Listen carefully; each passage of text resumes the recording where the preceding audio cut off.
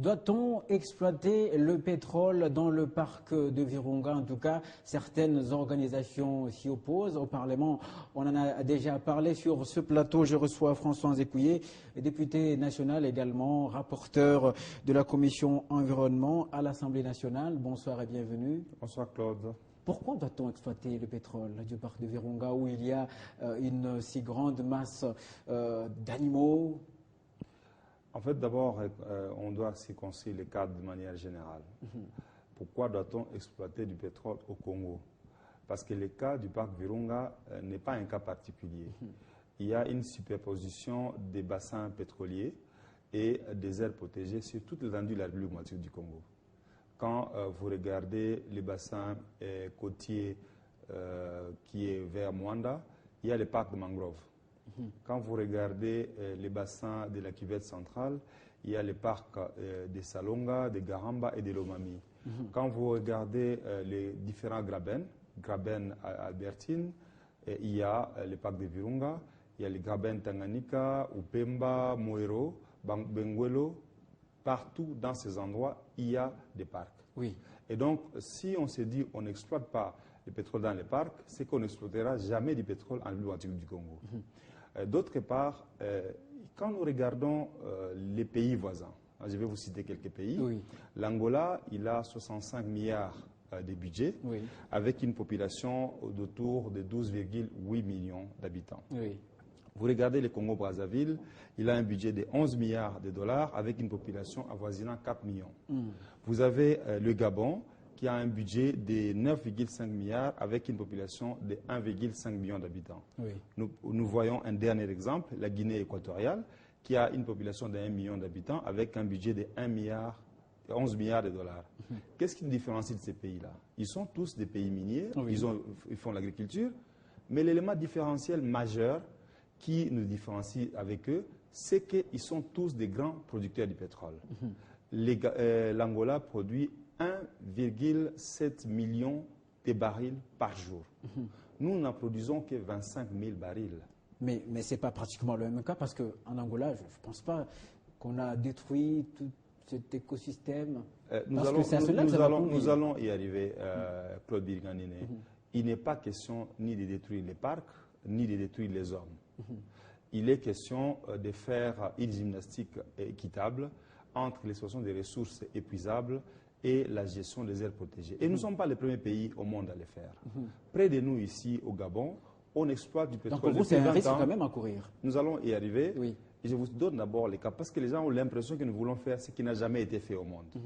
À côté de nous, au Gabon, on exploite du pétrole dans la réserve de la Gamba depuis 20 ans. Oui. Je dis bien depuis 20 ans.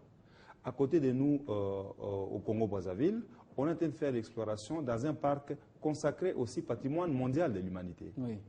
En Ouganda, qui est le prolongement des parcs de Virunga, dans le parc Queen Elizabeth, on est très avancé en exploration et on est en phase de forage. Et vous savez qu'avec le phénomène de transhumance, les animaux qui sont dans le parc Virunga, en une période de l'année, vont vivre en Ouganda comme au Rwanda. Oui. Et donc, si on considère qu'on a autorisé à l'Ouganda de faire l'exploration pétrolière qui va aboutir à l'exploitation, dans un parc qui est en vase communicante avec le parc Virunga, c'est qu'on ne protège pas les animaux du parc Virunga, si tel est le problème. Mais la réalité, c'est quoi? C'est qu'aujourd'hui, il existe des technologies au monde qui permettent d'exploiter le pétrole sans nécessairement détruire l'environnement. Oui. Les gens se basent sur l'exemple de la vieille époque où les grandes entreprises pétrolières faisaient du torchage. Ça veut dire qu'ils brûlaient les gaz supplémentaires dans l'air et ça a amené effectivement des pollutions. Aujourd'hui, il y a des technologies qui ont été expérimentées qui montrent qu'on peut récupérer les gaz additionnels pour les transformer en moyens pour produire de l'électricité, en moyens pour pouvoir se chauffer avec les réchauds électriques, les fours à gaz, ainsi de suite. Et donc aujourd'hui, il existe des technologies qui peuvent limiter la pollution de l'environnement. Mais la question aussi, c'est de dire, est-ce que si on n'exploite pas le pétrole, le parc ne sera pas pollué? Je dis non. Aujourd'hui, quand vous allez dans les lacs Édouard, à Vichumbi par exemple, vous voyez sur les lacs des nappes de pétrole, d'hydrocarbures, au moment où on n'a jamais foré dans les lacs Édouard. Ça veut dire quoi? Ça veut dire quand il y a du pétrole et qu'il y en a trop dans les sous-sols, il remonte naturellement. Et l'effet de ne pas exploiter ce pétrole peut amener des conséquences plus graves. Oui. Parce que les lacs seront pollués dès lors que les hydrocarbures vont se disperser dans les lacs. Et donc, les poissons vont mourir, les animaux, les hippopotames qui vivent dans les lacs vont mourir, et les oiseaux et les autres animaux qui s'abreuvent dans les lacs peuvent aussi être affectés. Donc, même du point de vue environnemental, il y a besoin d'exploiter ces pétroles-là. D'autre part, il faut considérer que les pays qui ont suivi les points de vue de l'UNESCO et d'autres bailleurs de fonds internationaux comme l'Équateur, qui avaient suspendu d'explorer et d'exploiter du pétrole dans une partie de ses réserves, est revenu à sa décision aujourd'hui et depuis 2013, parce que tout simplement les promesses qui ont été faites par la communauté internationale de leur donner des moyens compensatoires parce qu'ils ont protégé l'environnement ne sont jamais arrivées. Et donc, vers la fin aussi, pour vous dire qu'aujourd'hui, les pays européens occidentaux développent des technologies qui n'utilisent pas le pétrole, qui utilisent l'électricité par exemple, ou l'eau. Et donc, demain, le pétrole ne sera plus un bien marchand, en tout cas, il n'aura pas le même prix. De quelle manière vous nous jugerez, nous dirigeants d'aujourd'hui, d'avoir laissé une ressource qui permet à des pays comme les Émirats arabes unis, les Oman, les Qatar et autres, de devenir des grandes puissances économiques et les laisser sous notre sous-sol en attendant qu'il n'ait plus de la valeur? Ce serait irresponsable.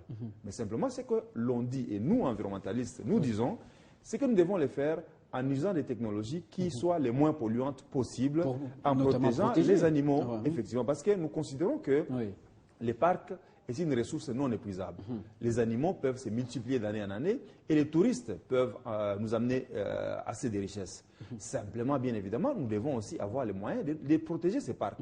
Parce qu'aujourd'hui, il y a des FDLR qui y sont, il y a des différents braconniers qui y sévissent. Et cette communauté internationale qui a souvent fait remarquer à la RDC de ne pas exploiter son pétrole, n'a pas assisté le Congo pendant qu'il y avait des guerres qui décimaient beaucoup plus que le pétrole les animaux qui se trouvent dans ces parcs. Donc nous estimons qu'il est nécessaire et impérieux que ces pétroles qui se trouvent dans les parcs soient exploités, d'autant plus encore que nous avons le même bassin avec l'Ouganda qui en avance. Donc si l'Ouganda finit son exploration avant nous, il pourra commencer à exploiter notre pétrole avant nous. Et on va nous condamner encore, comme on le dit toujours, que nous avons laissé l'Angola pomper notre pétrole. Et donc, j'appelle encore. Donc c'est pour des raisons économiques que... Il y a plusieurs raisons. Il y a des raisons économiques, c'est la première raison, parce que le pétrole permet d'amener plus d'argent et plus rapidement. Je vous ai montré les cas des pays voisins. Mais comparé à l'interne, le pétrole nous donne 400 millions de dollars chaque année comme contribution au budget de l'État. Les mines qui sont éparpillées à travers tous les pays n'arrivent pas à avoir le même pourcentage de contribution au budget de l'État. Donc nous estimons que c'est une ressource qui peut permettre d'avoir plus d'argent plus rapidement pour permettre à ce que nous reconstruisons notre pays. Et bien sûr, il faut constituer un fonds pour les générations futures parce que c'est une ressource épuisable pour que les populations qui viendront plus tard puissent bénéficier de nos richesses. Voilà. Merci beaucoup, François Nzekouye, député national, rapporteur de la commission environnement. C'est un sujet assez vaste.